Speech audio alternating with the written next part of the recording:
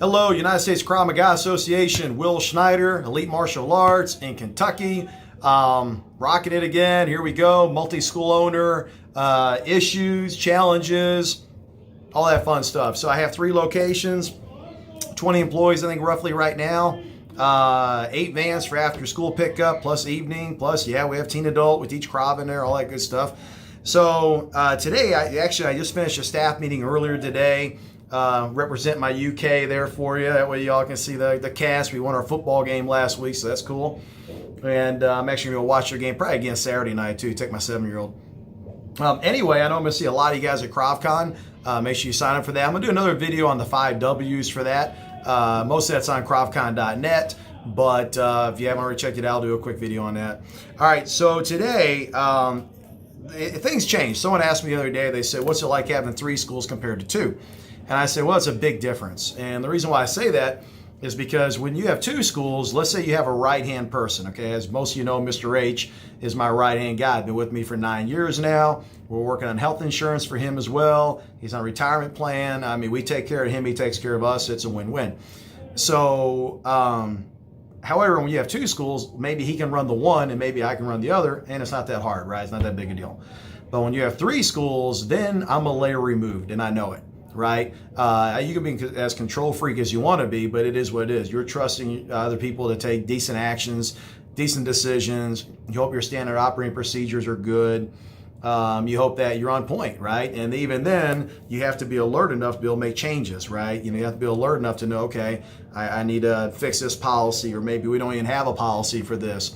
I spend more of my time now working on policy manuals and what's best for the company and what's the problem today, but what can we do to prevent this from happening in the future, right?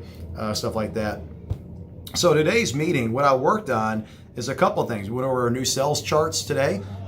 We have a new incentive for people paying full of their membership, but yet with limits on that too, where we're not mortgaging our future.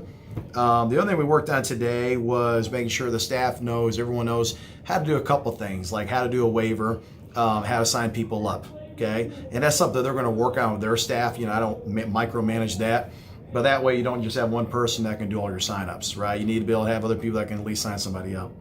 The other thing we worked on today was looking at our instructor program numbers from August. Okay, now this is huge. So I have some young staff, they would love to have a date night. They'd love to have a day off here and there. They may call in sick, what have you. Obviously at 3 locations, I'm not going to be there to hold their hand through all that. Okay, at 3, let's say I'm at the one, someone's sick there, I can't be at the other one as well, and I realize that. So it's on them now to start developing an apprentice, or some help to where if they need to go to the bathroom or they need to call in or I want to give them a day off, they can do that. All right, and there's a whole thing on that. And one branch hit their numbers, actually beat their numbers in August, and the other branch is a little behind. But that one branch that was behind is supposed to get a whole bunch of them in September, so it's going to even out pretty well, actually. But you want to build your bench, and we could talk a lot more on that, too, in another video. Okay, the other thing we looked at today is future training. So there is a training event coming up in Dayton, Ohio for instructor training. I'm going to try to send my guys to that, a couple of my guys in a few weeks. Obviously, we're big with the kids, so I want them to learn, from another school that does very well. And that's another thing, too, guys. Watch who you listen to.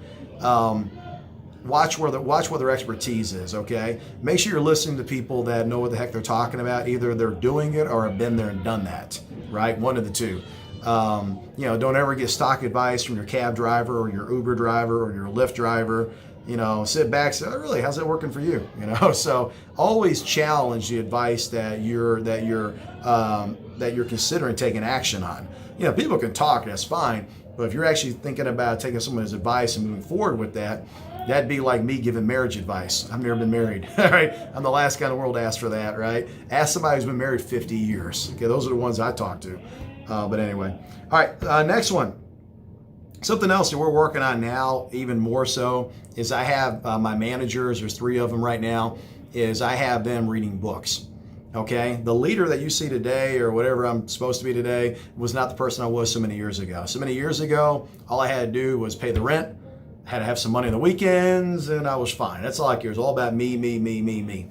Well, at this point, right now, bills are paid, got some money in the bank, growing my retirement account, got money in the market, investing, all that good stuff like you all should be doing.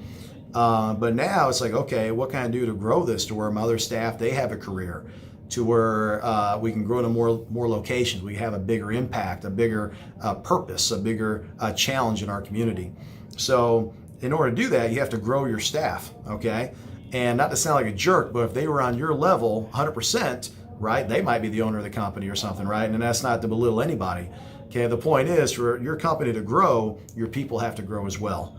And now that we're 3 branches, I can't go teach class if someone screws up. You know, I mean, I can fill in here and there, but you know what I'm saying? I can't be at 2 places at once. And I want my staff to improve and get better. And there are certain things that they're better at than I am. And your ego has got to be able to handle that too. Okay, that'll take you a little bit to get used to. Whenever a student comes up, they're like, "Oh, I want to see Mr. Smith." I'm like, wait a minute. I thought it was me. I thought they were going to say Mr. Schneider. No, they want to see Mr. Smith. Oh, okay. Because, right now they're the flavor and they're good with kids or whatever, right? So make sure you're working on your people development with them. Today at the end of the meeting, we went over a video. I had him watch a video by Navy SEAL Jason Redman. The guy is awesome. He's phenomenal. Check him up, Jason Redman. Check him out, jasonredman.com. I'm reading his book, The Trident. Excellent book. But make sure that you're growing your people. A, they love it. Okay, but B, you're all on the same sheet of music. That way there's no error on what your vision is for your company, pardon me, and maybe what theirs might be. And that's not to say that they have to drink the Kool-Aid, all the time, okay? But most of the time, yeah. I mean, if your vision is to be a Krav Maga tough guy dojo program, and maybe your top guy wants to be a kinder care place, obviously those visions don't line up, okay? Unless there's been a lot of negotiating done, right? So make sure you're on the same sheet of music. Make sure you're meeting with your staff. Make sure you're growing them professionally and a little bit personally. Like I said, the video we watched today was on how to overcome opposition, overcome fears, overcome small stuff. Did you have a bad day or was it just a bad moment, right? And putting everything in perspective. So make sure you're doing that. If you're doing that, you're going to be an excellent leader. And remember this too, your company will only grow as far as you can take it. So if your leadership ability on leading other people, not training students, but leading other people, if it's low, well, how good is that response going to be? Whereas if you're damn good at developing other leaders, man, oh man, you can make a huge impact financially, personally, legacy, the whole shebang. Anyway, 7.5-minute video. Hope you got something out of it. You can tell I'm kind of jazzed up on this subject. And reach out to me. Love to hear everyone's comments and feedback. And I'll see you at KravCon in 1 month. Bye.